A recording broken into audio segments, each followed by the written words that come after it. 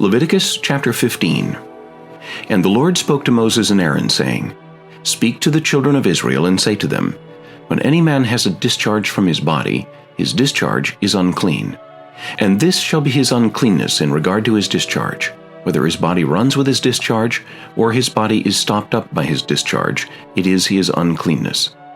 Every bed is unclean on which he who has the discharge lies, and everything on which he sits shall be unclean. And whoever touches his bed shall wash his clothes and bathe in water, and be unclean until evening. He who sits on anything on which he who has the discharge sat shall wash his clothes and bathe in water, and be unclean until evening. And he who touches the body of him who has the discharge shall wash his clothes and bathe in water, and be unclean until evening. If he who has the discharge spits on him who is clean, then he shall wash his clothes and bathe in water, and be unclean until evening. Any saddle on which he who has the discharge rides shall be unclean. Whoever touches anything that was under him shall be unclean until evening.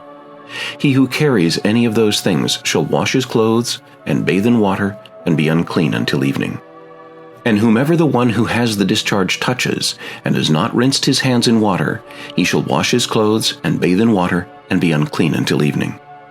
The vessel of earth that he who has the discharge touches shall be broken, and every vessel of wood shall be rinsed in water. And when he who has a discharge is cleansed of his discharge, then he shall count for himself 7 days for his cleansing, wash his clothes, and bathe his body in running water. Then he shall be clean. On the 8th day he shall take for himself 2 turtledoves or 2 young pigeons, and come before the Lord to the door of the tabernacle of meeting, and give them to the priest. Then the priest shall offer them, the one as a sin offering, and the other as a burnt offering. So the priest shall make atonement for him before the Lord because of his discharge. If any man has an emission of semen, then he shall wash all his body in water, and be unclean until evening. And any garment and any leather on which there is semen, it shall be washed with water, and be unclean until evening. Also, when a woman lies with a man, and there is an emission of semen, they shall bathe in water, and be unclean until evening.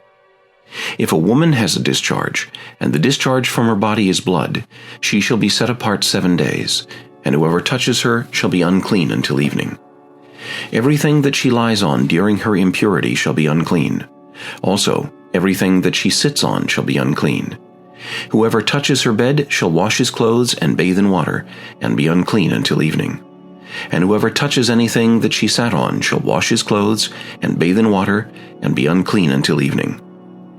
If anything is on her bed, or on anything on which he sits, when he touches it, he shall be unclean until evening.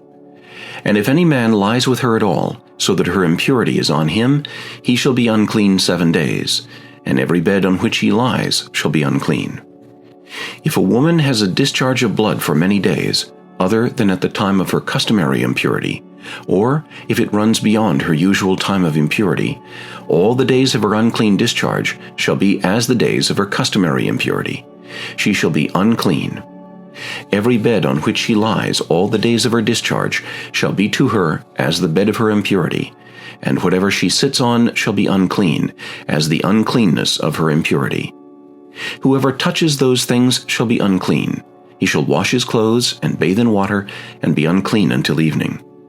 But if she is cleansed of her discharge, then she shall count for herself 7 days, and after that she shall be clean.